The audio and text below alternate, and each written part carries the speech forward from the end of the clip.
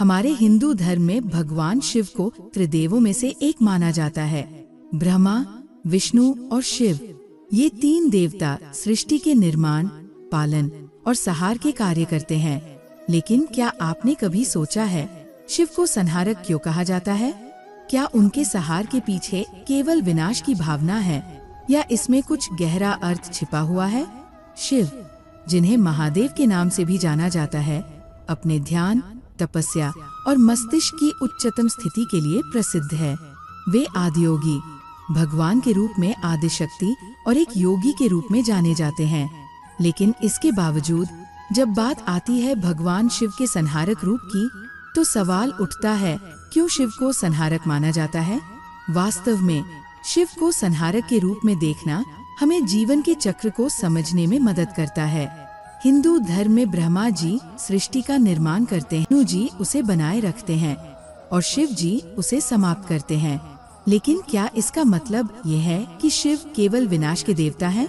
शिव का संहार केवल भयंकर और विनाशकारी रूप में ही नहीं देखा जाता, बल्कि ये शुद्धि और पुनर्निर्माण का भी प्रतीक है। जब शिव संहार करते हैं तो वो केवल कुछ खत्म नहीं करते, बल्कि वे पुराने और भ्रष्ट चीजों का नाश कर नए और शुद्ध रूप का निर्माण करते हैं। यही कारण है कि उन्हें संहारक कहा जाता है। शिव का तांडव नृत्य संहार और सृजन दोनों का प्रतीक है। ये नृत्य ब्रह्मांड की गति और चक्रवात को दर्शाता है। तांडव की लय ब्रह्मांड के उत्पत्ति, अस्तित्व और विनाश को नियंत्रित करती है।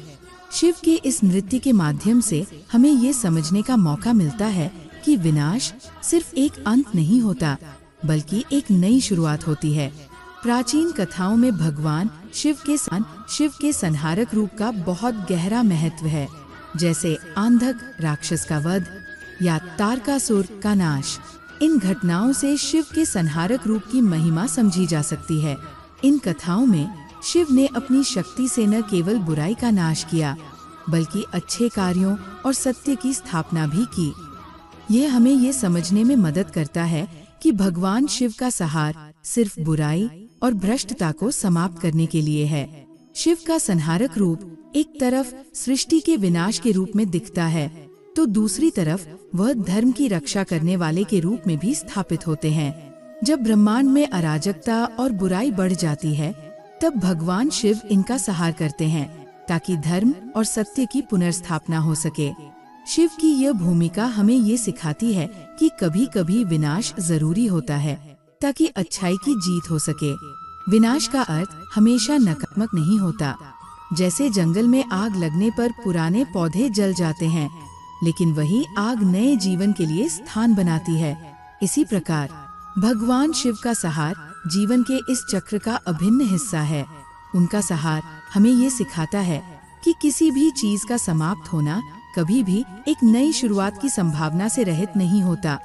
भगवान शिव का संहारक रूप हमारे व्यक्तिगत अहंकार का भी नाश करने का प्रतीक है। जब हम अपने जीवन में अति आत्मविश्वास और अहंकार को लेकर चलते हैं, तो हमें अपनी गलतियों का एहसास और शुद्धि की आवश्यकता होती है। शिव का संहारक रूप हमारे भीतर की बुराई, अहंकार और घमंड को समाप्त कर हमें एक नई दिशा और चेतना की ओर प्रेरित करता है। शिव का संहार रूप केवल ब्रह्मांड के अंत से जुड़ा हुआ नहीं है, बल्कि यह हमें समय और सृष्टि के अंतिम चरणों को समझने का अवसर भी प्रदान करता है। जब महाप्रलय आएगा और सारा ब्रह्मांड समाप्त होगा, तब भी शिव की भूमिका ये सुनिश्चित करेगी कि कोई अंत नहीं है। विनाश के बाद पुनः सृजन होगा। शिव के माध्यम से हम समझते हैं कि ब्रह्मांड की हर चीज का अंत जरूरी नहीं कि नकारात्मक हो। वह एक चक्रीय प्रक्रिया का हिस्सा है, जिसमें हर अंत के बाद नया प्रारंभ होता है। भगवान शिव का संहारक रूप इस बात का प्रतीक है कि हर व्यक्ति को अपने जीवन में शांति और मोक्ष की प्राप्ति के लिए अपने भीतर के विकारों का नाश करना होगा। जैसे ही हम अपनी भ्रांतियों और कायरता का संहार करते हैं, हम सत्य, आंतरिक शांति और आत्मज्ञान की ओर बढ़ते हैं।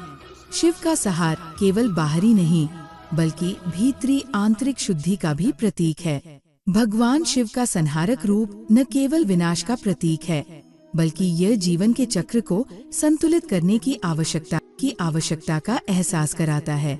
संहार, सृजन और पालन, इन तीनों का समन्वय ही ब्रह्मांड की सच्ची अवस्था है। शिव हमें ये सिखाते हैं कि जीवन के हर पहलू में संतुलन बनाए रखना आवश्यक है। इसलिए शिव का संहारक रूप केवल विनाश नहीं, बल्कि नए जीवन की शुरुआत का संकेत भी है। आखिरकार भगवान शिव का संहारक रूप हमें यही सिखाता है कि विनाश के बिना पुनर्निर्माण संभव नहीं है। ये सब शाश्वत सत्य का हिस्सा है जो हमारे जीवन में संतुलन और शांति बनाए रखता है। धन्यवाद। अगर आपको ये वीडियो पसंद आया हो तो कृपया लाइक और सब्सक्राइब करें। अपने विचार और प्रश्न हमसे शेयर